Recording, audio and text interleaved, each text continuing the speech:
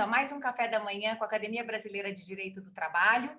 Eu sou Tereza Narras, titular da cadeira de número 43, e hoje estou aqui com dois convidados muito queridos, o professor Oscar Requenha e a Iuna Vitória Santana da Silva, que nós vamos falar sobre um tema interessantíssimo, que inclusive foi tema do CNJ, foi um dos temas elegidos pelo CNJ esse ano, que diz respeito à discriminação de um grupo das pessoas que são LGTBI. Né? Na verdade, o Conselho Nacional de Justiça, todo ano, vem planteando alguns tipos de ações para diferentes grupos de pessoas, justamente para cumprir com a Agenda 2030 da ONU. E uma das questões relacionadas a essa Agenda 2030 é não discriminação. E não discriminação por qualquer razão, não somente pela questão em relação ao sexo, em relação à raça, em relação à religião, mas também em relação à opção sexual. Na verdade, eu sei que eu uso muitas vezes algumas terminologias aqui que eu não sei se são tão próprias ou não. Eu tive o prazer de poder assistir uma aula com a professora Iuna Vitória, e ela é espetacular para falar sobre o tema, uma grande ativista, formada em Direito, está se formando em Direito e Arte, e já é formada em Artes, né? Aliás, eu falei para ela que eu não sei o que ela está abandonando a arte, vindo para o Direito, sendo que eu acho que as duas coisas acabam se entrelaçando. E o professor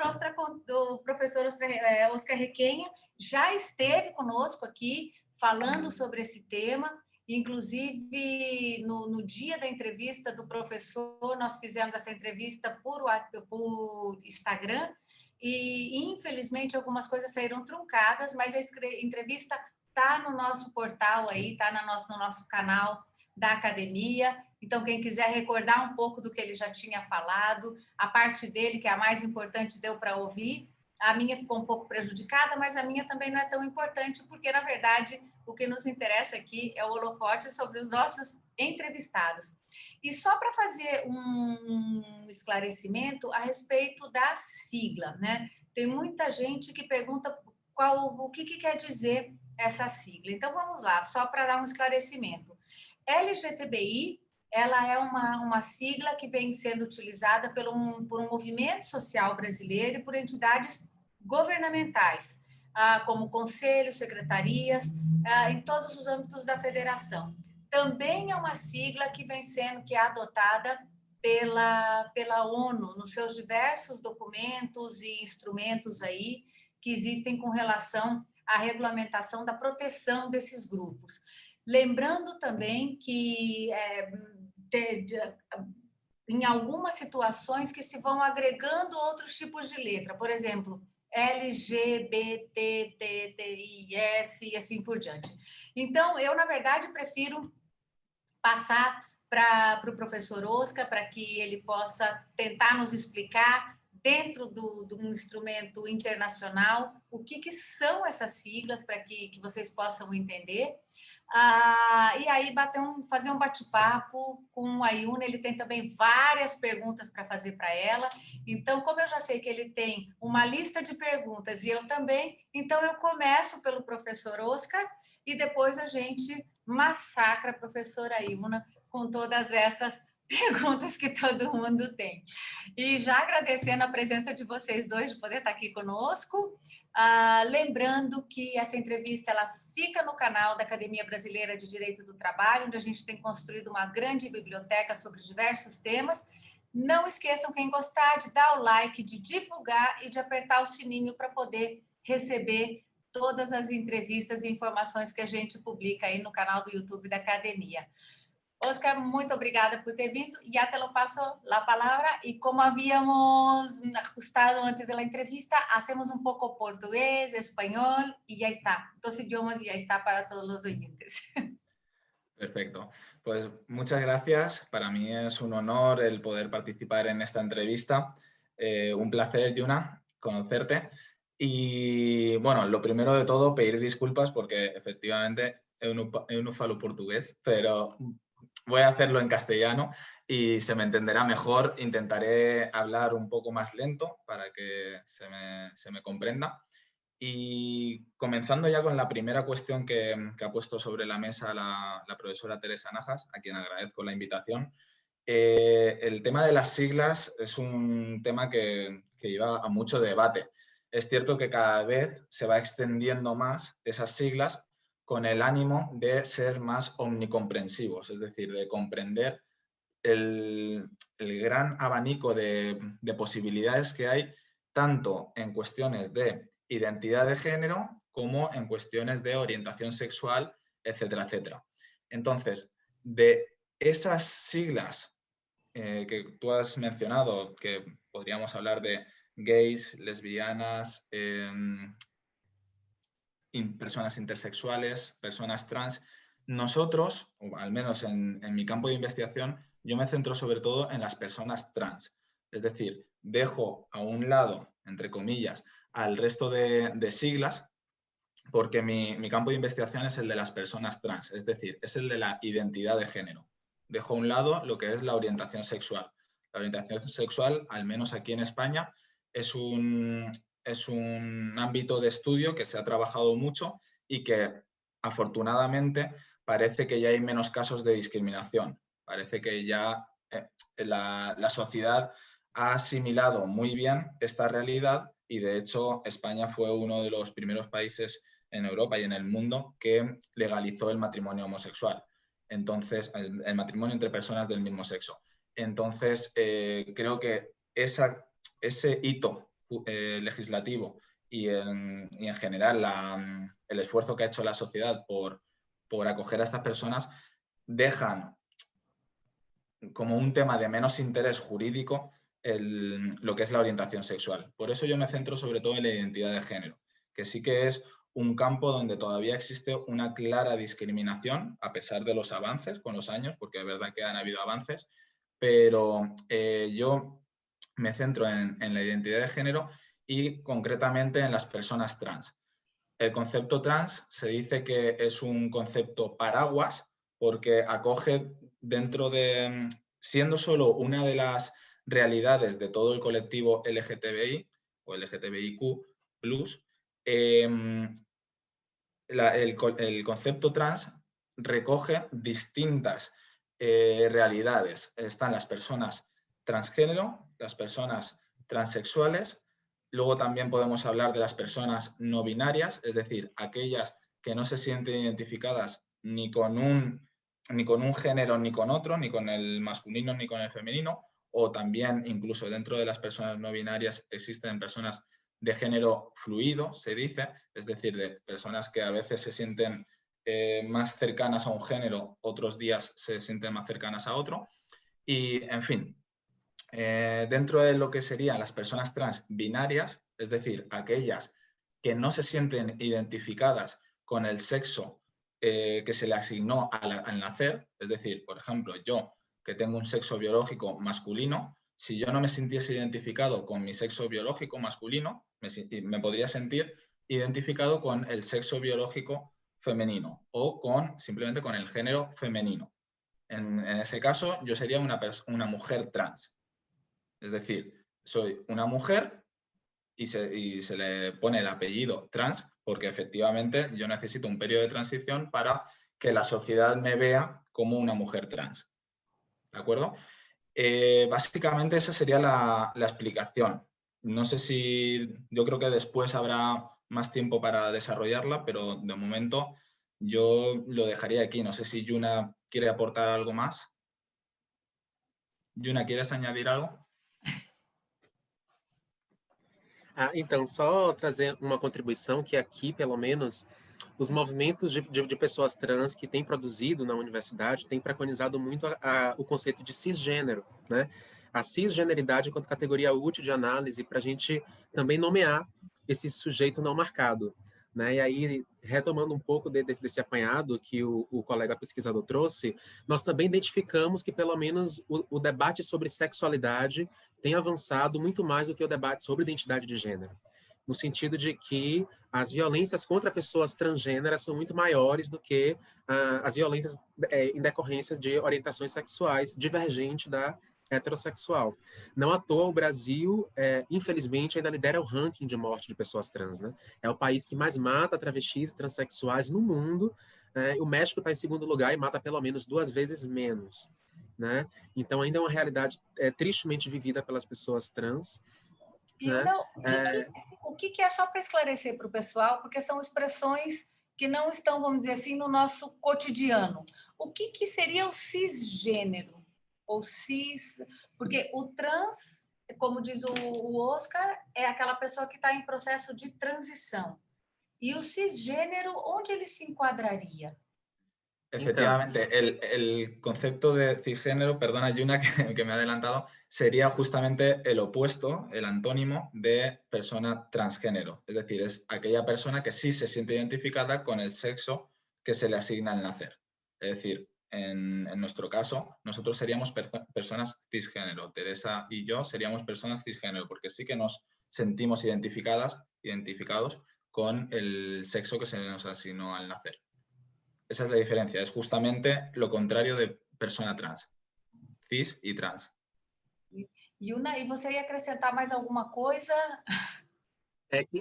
A maior prova de que o debate sobre sexualidade está avançando mais rápido que o de identidade de gênero é que a maioria das pessoas consegue se identificar enquanto heterossexuais, pelo menos as que são heterossexuais. A categoria de análise heterossexualidade já faz parte, em alguma medida, do conhecimento popular. Quem é heterossexual, assim se denomina. No entanto, quem é cisgênero ainda tem uma dificuldade para compreender essa categoria. A maioria das pessoas cisgêneras sequer sabem que são cisgêneras porque não conhecem ou não acessam essa terminologia, pelo menos a realidade brasileira. Então, é um paradigma ainda, né? Defendermos na academia a cisgeneridade enquanto categoria de análise útil. E por que ela é tão importante? Né? Não apenas para definir quem não é trans, mas para evitarmos expressões inadequadas como homens e mulheres de verdade, né? Homens e mulheres biológicos, porque bom, todos somos biológicos em alguma medida, né? Os nossos corpos são biológicos. Então, o termo cisgênero vem para suprir essas lacunas, né? Homens e mulheres cisgêneros e homens e mulheres transgêneros. Assim, nós evitamos essas dicotomias que estabelecem que um grupo é verdadeiro e o outro, ele emula, né? Enfim, ele é artificial. A mí me parece un punto de vista, una perspectiva de abordar, se escucha bien, una perspectiva de abordar el tema muy interesante, porque efectivamente tú le dices a una persona que es una persona cis y a veces se siente como insultada. Y es precisamente porque no conoce el término. Y no lo conoce porque parece como que a las personas cis no hace falta calificarlas. Es el verdadero ser humano. Y no es así.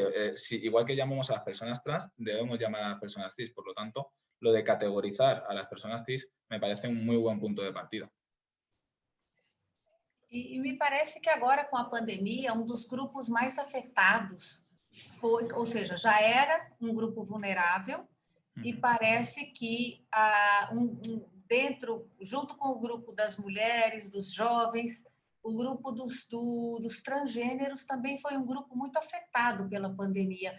Em que sentido é essa afetação? No sentido de ser mais excluído? Ou no sentido discriminatório? Como que vocês veem isso? Como isso ocorre aqui, Yuna? Como isso tem sido visto aqui no Brasil? Qual o impacto que essa pandemia pode ter? Porque nós vínhamos num passo para poder, num passo crescente, vamos dizer assim, numa luta contra esses tipos discriminatórios, né? Tanto que, como eu falei para vocês, o CNJ, Oscar, CNJ é o Consejo Nacional de la Justicia em Brasil, que é o Consejo Administrador da Justiça Brasileira. E um dos temas que o CNJ estabeleceu, até porque, para dar uma resposta, não só para a Agenda 2030, mas para uma opinião consultiva que veio da Comissão Interamericana de Direitos Humanos em 2017, para poder cumprir a Carta de Direitos Humanos e toda essa evolução que nós temos no direito internacional com relação a essa matéria, foi publicado agora, para vocês terem uma ideia, dia 13 de outubro de 2020, uma resolução em que se estabelece procedimentos que o Poder Judiciário deve observar no âmbito criminal com relação à população lésbica, gay, bissexual, transexual, travestis, os intersexos, que estão sob custódia do Estado, que me parece que é um outro problema também, né? Agora, vocês veem que, por exemplo, toda essa crescente evolução foi impactada pela pandemia, e parece que com a pandemia nós demos passos atrás, não só com relação a essa questão, mas com relação a outras questões importantes também. Mas, especificamente com relação aos trans, como é que vocês veem isso? Isso vai afetar? Nós vamos ter que recuperar isso lá para frente? Como que a gente vê isso tanto dentro da população carcerária, que é um problema aqui no Brasil, é um problema sério, né, Iuna? Eu acho que você chegou a comentar também nessa entrevista que você deu, só lembrando aí que a Iuna faz parte de uma série de organizações, né? Acho que a mais bela é a Havaiana, né, Iuna? Que viva o sol havaiano, né? Mas são associações importantes e que tem sido um agente muito importante na condução desses procedimentos dentro do Estado.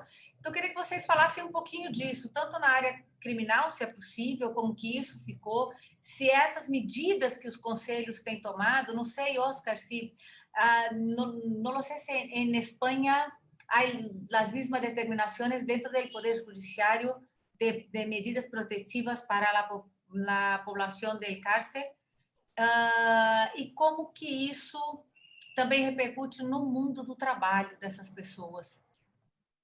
Não sei quem quer começar. Sí, sí. No, empiezo yo si quieres porque te has referido a mí, o prefieres comenzar tú, Yuna. Yuna prefere começar? Posso começar se ele quiser. Vale. Bien, então, pues... Pode falar, Yuna. O que nós temos identificado aqui, através dos diversos equipamentos, é que as demandas referentes à população trans, elas aumentaram significativamente nesse período de pandemia. O que a gente pontua é que nenhuma demanda surgiu no período da pandemia, elas se intensificaram. Né? Então, esse processo pandêmico ele só agravou situações de vulnerabilidade que já atingiu a população trans em certa medida. O que é que acontece, né? Nós temos uma população que estima a ANTRA, que é uma associação que eu faço parte, que é a Associação Nacional de Travestis e Transsexuais do Brasil, né? É um órgão que tem investido em produção de dados, né? Porque o IBGE até hoje não nos enxerga quanto categoria importante. Sequer sabemos quantas somos no Brasil, né? Então, a ANTRA tem investido através de seus dossiês anuais, o mais recente é de 2019, que tem um texto meu, inclusive, né? Que faz esse estudo estatístico de morte, de violência, né? E a ANTRA estima, né, nesse dossiê de 2019, que ainda 90% da população de travestis e transexuais se encontra em situação de prostituição. Né? E isso acontece por diversos fatores. A família... Quantos por cento, Yuna? Desculpa. 90% ainda. 90%? 90%. Então, imagine, de toda uma população, 90% se encontra em situação de vulnerabilidade socioeconômica e em contexto de trabalho sexual. Existe alguma estatística do tamanho desse grupo? Estatística que eu digo assim, mais fiel, né? Porque a gente sabe que tem muitas pessoas que acabam ficando escondidas justamente até por questões de segurança, não é? Existe alguma estatística que seja uma estatística mais fiel que a gente possa identificar para ter mais ou menos um número disso no Brasil, de quantas pessoas estariam se prostituindo por falta de opção? Essa é, inclusive, uma carência de dados que nós temos, porque são poucos os institutos que se interessam e que investem em pesquisa nesse sentido. Não Uhum. sabemos quantas pessoas trans existem no Brasil, e a subnotificação é um problema que nós temos, porque nas delegacias ainda há uma dificuldade muito grande de se qualificar determinadas condutas como transfóbicas ou determinados sujeitos enquanto pessoas trans. Então, acho que a maioria das notificações envolvendo travestis e transexuais são catalogadas como pessoas homossexuais. E isso acaba alimentando dados da homossexualidade no Brasil. Então é muito difícil ter um dado puro, digamos assim, sobre pessoas trans. Sí, yo creo que en España, bueno, y en general en el mundo ocurre eso. O sea, ocurre que es muy difícil sacar conclusiones cuantitativas respecto al colectivo trans porque no existen censos, no existen al menos censos fiables, censos oficiales. Lo único que pueden existir es, bueno, pues recogida de datos por organizaciones institucionales, pero no existen censos oficiales. Y es que además es complicado que haya un censo oficial, porque en todo caso ese censo debería ser voluntario para las personas, porque estamos hablando de un dato muy íntimo, como es el de la identidad de género. No todo el mundo tiene eh, por qué declarar públicamente su identidad de género. Entonces, en todo caso, debería ser voluntario. Pero es que además estamos hablando de una cuestión que no todo el mundo la vive en el mismo momento de su vida. Hay gente que la percibe o normalmente se percibe desde la infancia, pero no todo el mundo sale del armario, como se suele decir, o no todo el mundo lo expresa en la misma época. Entonces es muy complicado también. Eso es una variable que complica el hecho de que haya un censo real de personas trans. Yo he leído en diferentes estudios internacionales, nacionales, y la verdad es que las estadísticas, tanto de población trans como de tasas de desempleo, son muy variables. Entonces, eso tampoco da mucha validez o mucha veracidad a los datos. Pero de lo que no cabe duda es que efectivamente el colectivo trans es un colectivo muy vulnerable, en riesgo de exclusión social, eh, con unas tasas de desempleo que rondan entre el 90% y el 55%, he leído yo en distintos estudios científicos, y no solo es un problema también de desempleo, sino que muchas de estas personas terminan trabajando, cuando pueden, en trabajos de lo que se suele llamar la economía sumergida, con todo lo que ello conlleva.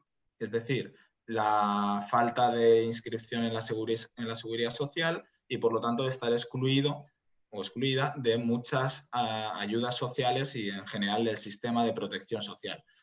Enlazo esto con la pregunta que nos lanzaba Teresa en relación a la situación de pandemia.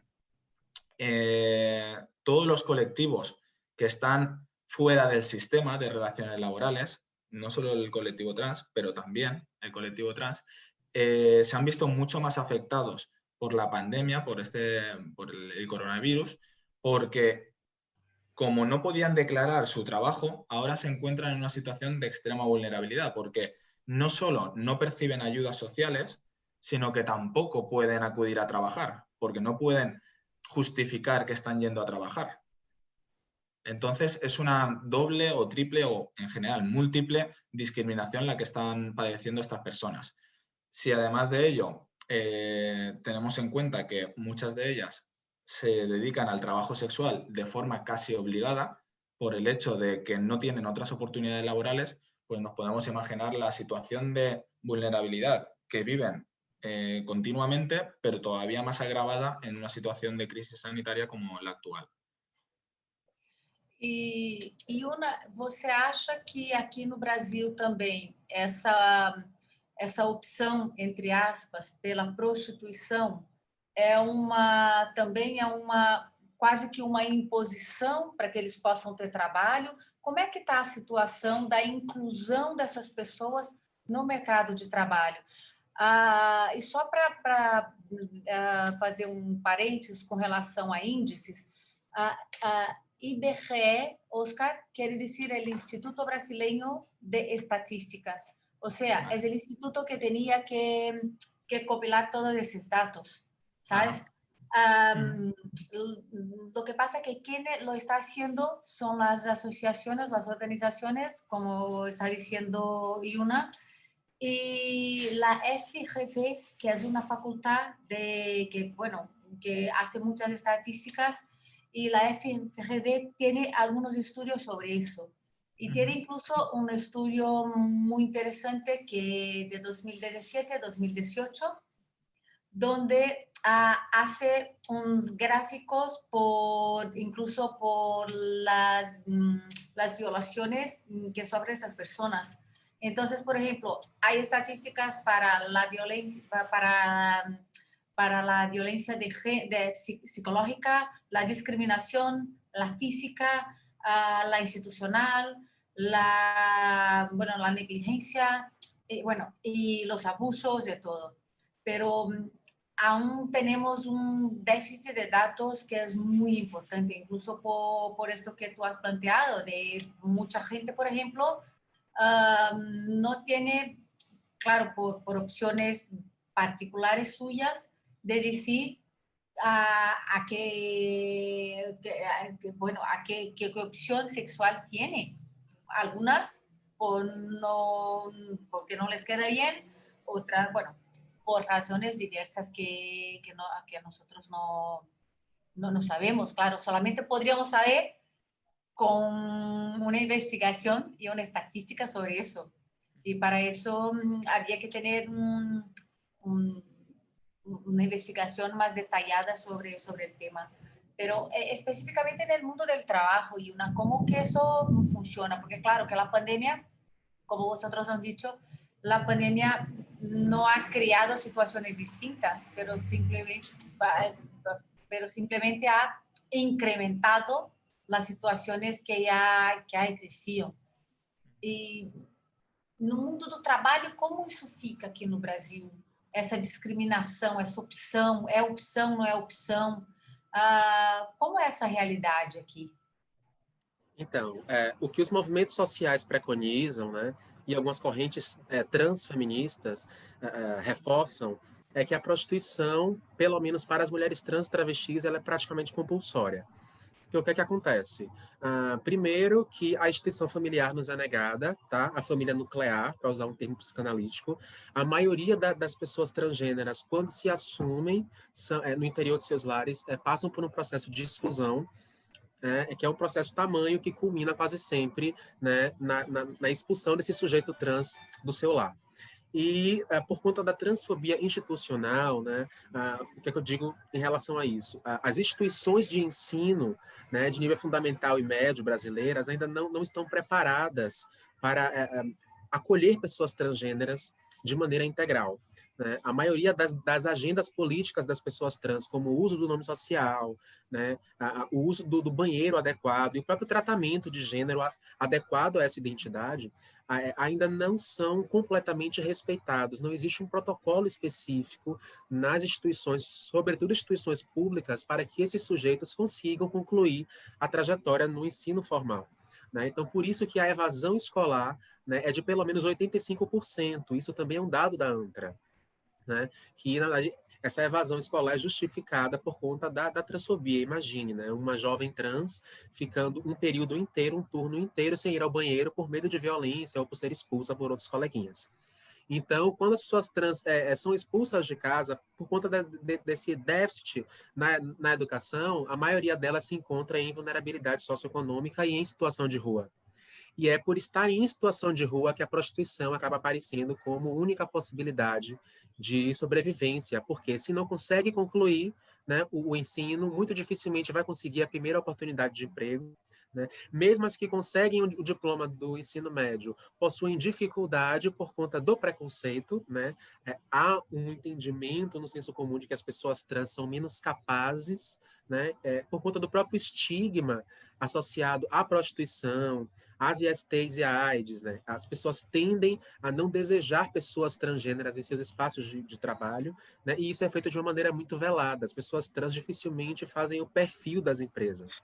Né? Então, é uma violência velada ainda. Né? E aí, por conta dessa violência institucional, desde a educação até o emprego e renda, que as pessoas trans, principalmente as mulheres transexuais travestis, acabam recorrendo à prostituição, onde são ainda mais vulnerabilizadas, porque atuam na clandestinidade, à mercê de toda a violência que envolve esse contexto, né, de trabalho informal, e os homens trans especificamente, principalmente os homens trans racializados e periféricos, acabam sendo capturados pelo tráfico.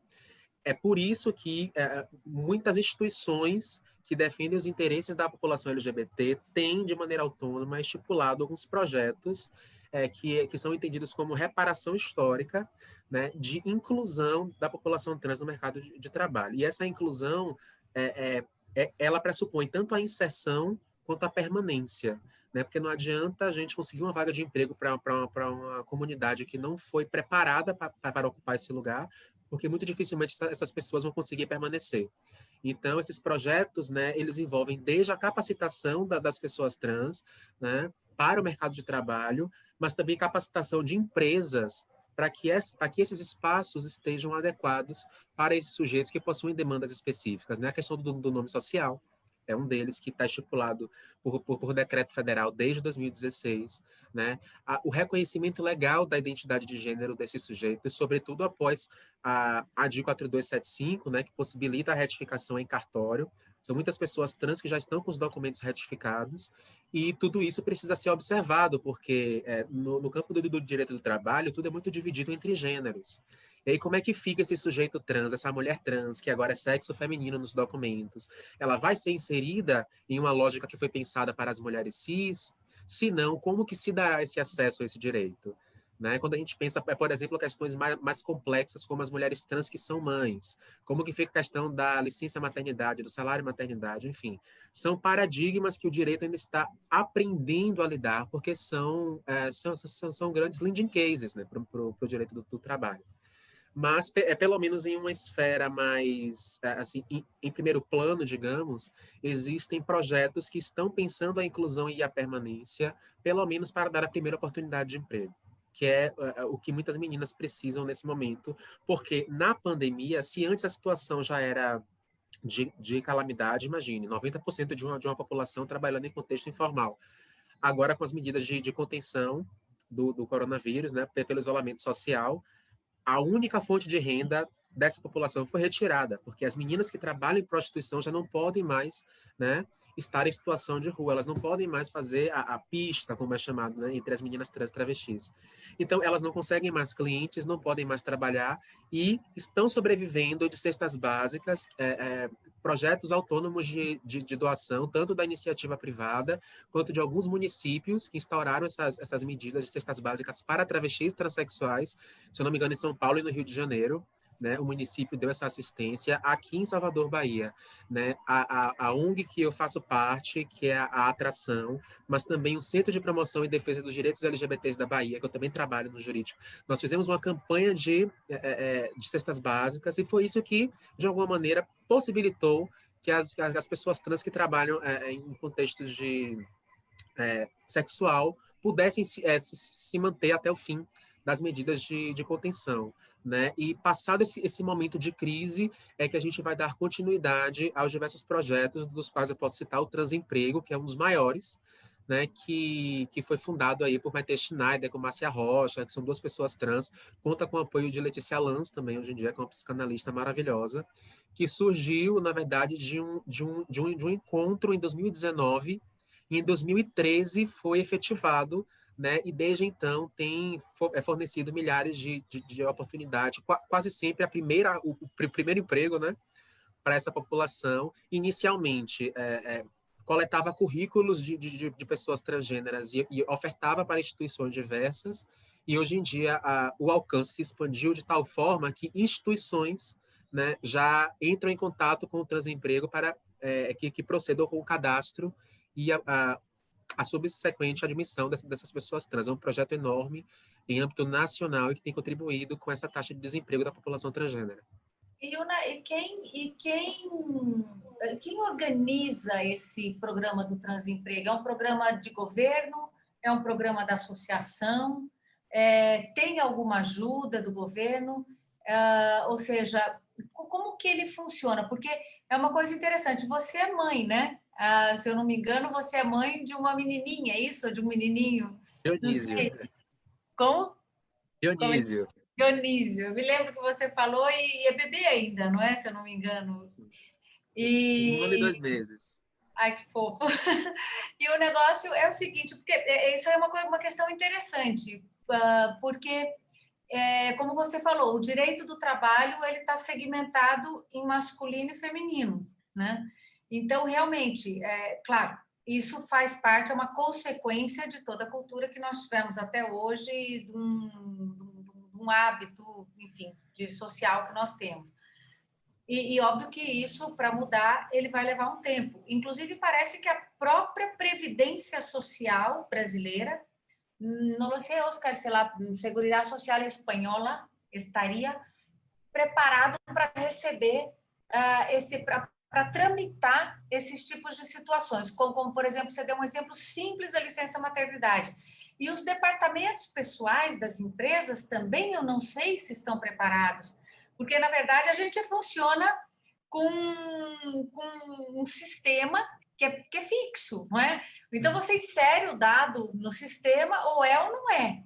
E se não é, e ainda mais quando você faz essa mudança de nome, a mudança de documentação, são situações mais burocráticas, que levam tempo para acontecer. Então, quer dizer, durante um tempo, eu imagino que as pessoas ainda fiquem num limbo. Então, como é que você faz com essa história de 2 nomes, 2 sexos dentro daquilo que a máquina prevê que você tem que ter, né? Hoje, muitos locais já estão trabalhando com 3 tipos, você falou da questão dos banheiros, e aí eu lembrei logo da PUC, né? A PUC já funciona com 3 banheiros, né? O banheiro masculino, o banheiro feminino e o banheiro dos dois. Então, mas será que isso é uma realidade para todos os locais, não é? Como que esses programas todos são feitos? Esse programa do transemprego, ele também estaria contribuindo para alterar esse tipo de situação dentro das empresas e dentro do próprio órgão público, né? Porque, na verdade, nas empresas ainda a gente até consegue entender um pouco mais de resistência, mas pelo Estado, o Estado teria que ser o primeiro a implementar todas essas medidas, não é? Então, o transemprego ele surge através de uma associação autônoma de pessoas trans que foi fundada em 2019 e até hoje ela é mantida por ativismos, pelo movimento social, né? E que foi se expandindo e se popularizando, né, na medida das campanhas que foram efetuadas ao longo desses 7 anos, em média, de existência do Transempregos. E, infelizmente, nós ainda não temos uma iniciativa do Estado para corrigir essa questão da inserção da população trans no mercado de trabalho. Alguns municípios, né, adotam algumas iniciativas em períodos estratégicos, mas não temos ainda um planejamento, por exemplo, de garantia de emprego e renda para a população transgênera. Né? Até porque a gente precisaria antes resolver a questão da educação, que ainda é muito precária para a nossa população. Né? Até hoje, as escolas brasileiras desrespeitam e violam o nome social. Né? Lá no CPDD, que é onde a gente trabalha, diariamente a gente recebe, no mínimo, 5 demandas de pessoas trans que são discriminadas no âmbito escolar. Então, ainda é uma realidade vivida, infelizmente, para a população transgênera. Mas o transemprego, atualmente, né, está desenvolvendo a capacitação de pessoas nas empresas parceiras, né? Inclusive capacitação do departamento jurídico para que alguns óbices sejam resolvidos administrativamente. Né? A maior dificuldade hoje em dia é quando a pessoa trans não é retificada nos documentos, porque aí a gente precisa entender a questão do nome social, né? Ela se reconhece e se nomeia através de um nome que não consta nos documentos oficiais, e a instituição precisa saber medir quando que é necessário a utilização do nome de registro e quando que é necessária a utilização do nome social. Né? Mas a questão fica mais complexa quando a gente precisa acessar direitos que são baseados no gênero. Né? Uma mulher trans que ainda tem o sexo masculino nos documentos, ela não vai conseguir acessar os direitos de uma pessoa do sexo feminino ainda, porque, como foi dito, o sistema ele é automático. Né? Você coloca lá sexo feminino, automaticamente libera uma série de acessos e benefícios. Quando coloca o masculino, não libera. Uma mulher trans que tem o sexo masculino nos documentos não vai conseguir protocolar uma licença maternidade, por exemplo. Não vai conseguir. Se ela já tiver os documentos retificados, é possível que ela consiga, porque para o sistema não existe cis ou trans, né? Ou é masculino ou é feminino. Então, ela será identificada enquanto uma mulher como outra qualquer, e talvez ela consiga acessar, caso a instituição, a empresa, não coloque dificuldades administrativas. Mas quando falamos de um homem trans, por exemplo, né? Um homem que está passando por um processo de gestação, porque não são todos que irão passar por esse processo, mas eventualmente alguns podem querer gestar ou acabar gestando por razões diversas. Como que vai ficar, né, a questão da licença para esse homem que já retificou e que está com sexo masculino nos documentos? Ele sequer está conseguindo acesso ao ginecologista no Sistema Único de Saúde. Porque quando coloca lá sexo masculino, o sistema não libera para obstetrícia e ginecologia, porque é um sistema que não foi pensado para homens. Né? Então, sequer o pré-natal ele consegue fazer. E aí, quando a gente pensa todos os dispositivos legais de proteção à pessoa gestante, todos são voltados para a mulher grávida. Então, esse homem ele não vai conseguir atendimento prioritário em filas de bancos de supermercado. Né? Dificilmente ele vai conseguir, por exemplo, negociar o acesso no transporte público fora do torniquete. Né? Então, são paradigmas ainda que o direito está tentando compreender, porque a sociedade avança em outro ritmo. Né? E a principal preocupação é essa. Os direitos atualmente estão sendo negociados. Né? No caso a caso, infelizmente, não há uma política, por exemplo, que estabeleça diretrizes de como cada instituição proceder no caso, na hipótese de pessoas trans. Então, a pessoa negocia diretamente com sua instituição e negocia esse acesso a esse direito, ou não. Muitas vezes não consegue. Oscar, Estoy ¿cómo escuchando. funciona en España? Bueno, a ver, primero, ¿hay alguna cosa que no ha comprendido bien? No, en general todo lo que se ha dicho Todo. lo he entendido. Sí, alguna palabra Bueno, obviamente no, adelante. pero lo he entendido. Lo que pasa es que se han hablado de muchísimos temas, entonces voy a intentar ir yendo, hablando de todos, pero bueno, voy a comenzar contando, bueno, una anécdota que ha ocurrido hace aproximadamente 6 meses aquí en España, porque uno de los partidos políticos más importantes de aquí, de España, publicó un argumentario, un documento, donde prácticamente criticaba o atacaba a las mujeres trans. Este año el lema de la Federación Española de Lesbianas, Gays, Transexuales, es decir, la organización más importante de este colectivo, el lema va sobre todo a favor de las mujeres trans. Bueno, pues este documento de uno de los partidos políticos de aquí de España era más, o al menos se interpretó como un ataque a las mujeres trans. Y sobre todo era en relación a la posibilidad de la autodeterminación de género, al derecho a la autodeterminación de género. Es decir, que una persona trans no tenga que pasar, como actualmente se exige por la legislación española, que no tenga que pasar por 2 años de hormonación y por por un documento de un especialista, ya sea psicólogo o médico, que acredite que esa persona tiene disforia de género. Ya no se llama disforia de género, pero pues más que nada porque internacionalmente ya se ha eliminado ese concepto. Pero bueno, el derecho a la autodeterminación del género consiste precisamente en eso, en quitar esas barreras para que una persona pueda identificarse legalmente como ella se identifica personalmente. Entonces, uno de los ataques que recibía de este partido político consistía, o sobre todo se centraba en la imposibilidad de incluir a las personas no binarias en un ordenamiento jurídico binario, porque efectivamente también el español está basado en los sexos de hombre y mujer. También es cierto que el ordenamiento jurídico español se ha visto muy modificado y muy adaptado gracias a la presión del Tribunal de Justicia de la Unión Europea, porque esta jurisprudencia ha tratado sobre todo de ir eliminando las discriminaciones en países como Inglaterra, por ejemplo, como Gran Bretaña, donde sí que existían muchos casos de discriminación, casos que van desde el matrimonio homosexual que ya es un límite para las personas trans en muchas ocasiones, cuando hay un cambio de género, pero que también afecta a pensiones de viudedad, de maternidad, etcétera, etcétera.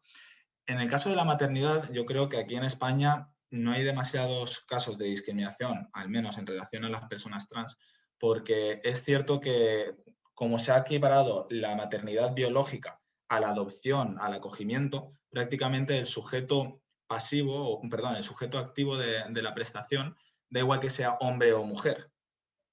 Se entiende, ¿no? Este caso. Da igual que sea hombre o mujer, porque el adoptante puede ser hombre o mujer. Entonces, en principio, en ese sentido no hay demasiados problemas. Y los problemas que podía haber en relación al matrimonio homosexual o matrimonio entre personas del mismo sexo ya se han superado también. Por lo tanto, en materia de protección social, quizá no hay tantos problemas. Sí que los hay en lo que es la inserción laboral y en el mundo del trabajo concretamente. En el ámbito de la inserción laboral, aparte de la elevadísima tasa de desempleo que hemos comentado, existen medidas que se pueden emprender para favorecer la empleabilidad de las personas trans.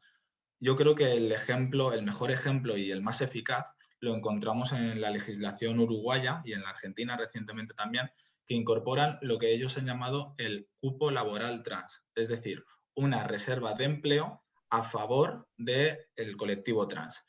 Digo que es la... Oscar, te interrumpo porque justo te iba a preguntar eso, pero se puede desarrollar un poco más. Mira, estamos diciendo de una cuestión de cuotas. O sea, cuando tú dejas una parte de las plazas de empleo y hay que poner un percentual para un grupo de personas, esto que tiene, desde mi punto de vista, puede ser bueno o puede no serlo, porque claro, porque tú puedes causar un poco más de discriminación. Efectivamente. Y esto tenemos aquí, por ejemplo, con el problema de la gente negra. Claro, los negros, de los negros, claro. Entonces, claro, tenemos aquí el sistema de cuotas para los negros, tenemos el sistema de cuotas para la gente que tiene algún tipo de deficiencia, que las empresas lo tienen que cumplir. Claro, es que este tema es muy polémico. Sigue siendo polémico con estos dos. Y además que los minusválidos por aquí, que ya tiene este problema porque, claro, no solamente tiene que dar la posibilidad de una reserva de plazas para grupos más vulnerables, pero hay que tener un sistema ya preparado para todo eso. Por ejemplo, yo he tenido una situación donde la empresa ha dicho, bueno, yo estoy intentando cumplir con las cuotas, pero el problema es que, por ejemplo, la gente no puede llegar hasta el trabajo porque el transporte público no llega hasta donde yo estoy. Entonces, no que yo no quiera cumplir. Yo tengo todo abierto, tengo plazas, tengo convenios, tengo todo. Y entonces, claro, la cuestión que va mucho más allá de lo que imaginamos nosotros, ¿sabes? Y además que yo quería saber qué tú piensas sobre crear un tipo más de cuotas, de reservas. Una categoría más, una reserva más. ¿Cómo tú ves esto, Oscar? Pues, a ver, yo siempre he sido bastante reticente, contrario a los sistemas de reserva de cuotas, porque efectivamente, cuando tú quieres favorecer a un colectivo, puede ser que estés perjudicando a otro, que puede ser mayoritario. Eso es cierto, Pero, teniendo en cuenta cuál es la situación de las personas trans, teniendo en cuenta también cuál es el pasado de estas personas trans, se hablaba antes, Yuna hablaba de violencia institucional.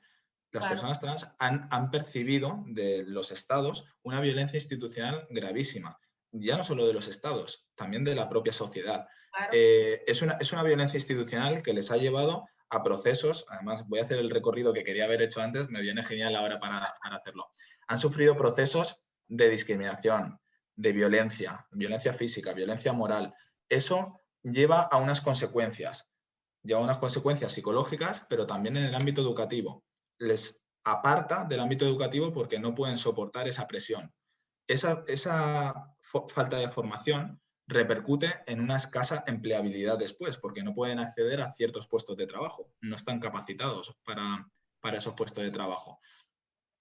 Si además de eso le sumamos que todavía las sociedades de todo el mundo no están preparadas o al menos no están informadas sobre lo que es ser una persona trans y por lo tanto no respetan a estas personas trans, llegamos a la conclusión de que la empleabilidad de estas personas trans es mínima. Por lo tanto, sí que estoy a favor de una reserva de empleo a favor de las personas trans. Lo que pasa que en comparación con el de las personas con discapacidad, que aquí en España también tenemos una cuota y además por eso digo que es la más eficaz, es la única que prácticamente ha funcionado. Pero a diferencia de esta cuota, que a lo mejor las personas con discapacidad siempre van a tener ese hándicap, esa diferencia, yo espero, confío en que la cuota que ahora mismo se pueda regular a favor de las personas trans, dentro de 10, 15, 20 años, se pueda eliminar del sistema jurídico. Es decir, que sea una medida provisional, temporal. Por lo tanto, sí que estoy a favor siempre que se tomen esas medidas. Otra medida que creo que hay que tomar a la hora de diseñar la cuota, tener muy en cuenta cuál es el porcentaje de población que representan las personas trans respecto a la población total. En este sentido, volvemos al problema de antes. No conocemos unas cifras oficiales. Yo tengo aquí un estudio que hizo la Organización Mundial de la Salud y lo cifraba entre el 0,3 y el 0,5% de la población mundial. Decía que había unos 25 millones de personas trans a nivel mundial. Entonces, teniendo en cuenta ese porcentaje, se podría tener como referencia a la hora de cifrar cuál es el número de empleos que se reservan a estas personas trans. Y la cuestión es polémica porque efectivamente, al reservar un puesto de trabajo, tú estás privando a otra persona que no tiene la condición de persona trans de ese puesto de trabajo. Eso es cierto, pero también es verdad que yo, desde mi punto de vista, hay que favorecer más el interés colectivo que el interés individual. Entonces, es cierto que yo, si me presento a unas oposiciones, a un concurso para plazas públicas, egoístamente, individualmente, me fastidiará mucho que haya otra persona que se lleve el puesto de trabajo por ser trans. Es cierto, pero eso es desde una perspectiva muy individual. Desde una perspectiva general y global, debemos entender que existen causas, y aquí he intentado explicarlas, toda esa situación que viven estas personas, como para permitirles esta inserción. ¿Por qué? Porque además, en el momento en el que las personas trans se incorporan al mundo del trabajo, se pueden visibilizar y de esa forma también las incluimos en la sociedad, porque muchas veces, al menos aquí en España ocurre, que las personas trans se recluyen en barrios que se llaman LGTBI friendly, ¿no? Es decir, que son más favorables para su supervivencia. Entonces, el hecho de que las podamos ver en las administraciones públicas, por ejemplo, va a hacer que lo normalicemos. Una cosa que es normal, pero que normalicemos a las personas trans y entendamos que existen y que no es esa persona agresiva, violenta, peligrosa, que tiene trastornos psicológicos, etcétera, etcétera, que es la imagen que muchas veces nos ha vendido el Simplemente que cine. es un ser humano, ¿verdad? ¿Qué? Simplemente que es un ser humano como nosotros. Claro, efectivamente, pero la violencia institucional que estábamos hablando antes la vive especialmente este colectivo, porque incluso en el propio cine, en los medios, se ha dado una perspectiva de este colectivo como, digo, como violento, que cambia mucho de pensamiento, que no es de fiar, en definitiva. Entonces, bueno, yo caminaría para el final porque ya estamos casi una hora de entrevista y de charla. este tema da para mucho, Teresa. Claro, da para mucho, da para mucho. Bueno, y además que estamos hablando sobre él, Oscar, si no me acuerdo mal, desde enero. Sí, y antes, Empezamos, sí. bueno, desde enero como marco físico, presencial, pero desde antes que estamos debatiendo sobre él.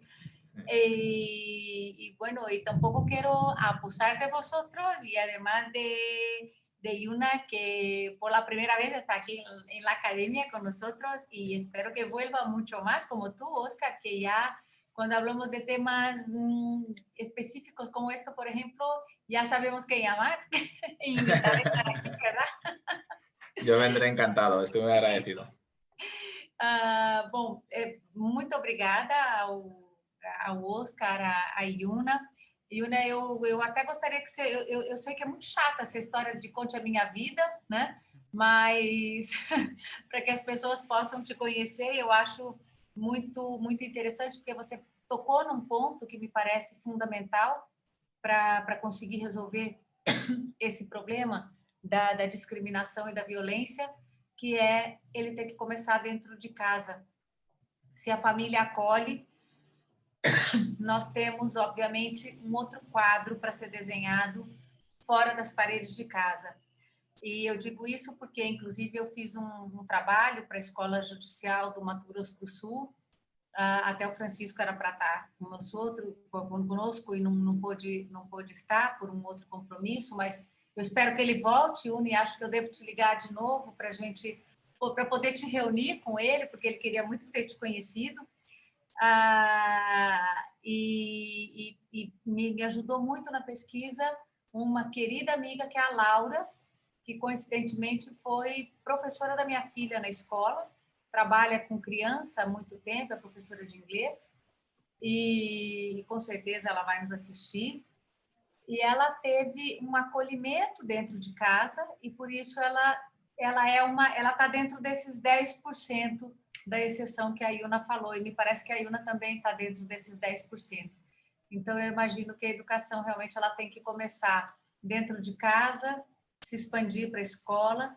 Acho que a geração mais jovem, essa geração da minha filha, que tem 15 anos, eles têm uma outra visão com relação a isso. Eu acho que a nossa geração é um pouco mais vamos dizer assim, pré-conceituosa e preconceituosa, né? E apesar da gente também estar aprendendo muito, acho que essas atividades que a gente faz dentro das academias em geral, dentro das faculdades, tem sido fundamental para conseguir expandir esse tema e para conseguir chamar atenção para a importância dele e até para tentar colaborar com o Brasil para ver se no nosso país a gente consegue, né, ir numa redução dessa... O ideal é a eliminação, mas eu acho que se a gente tiver só uma redução dessa violência toda, a gente já teria dado um grande passo, né?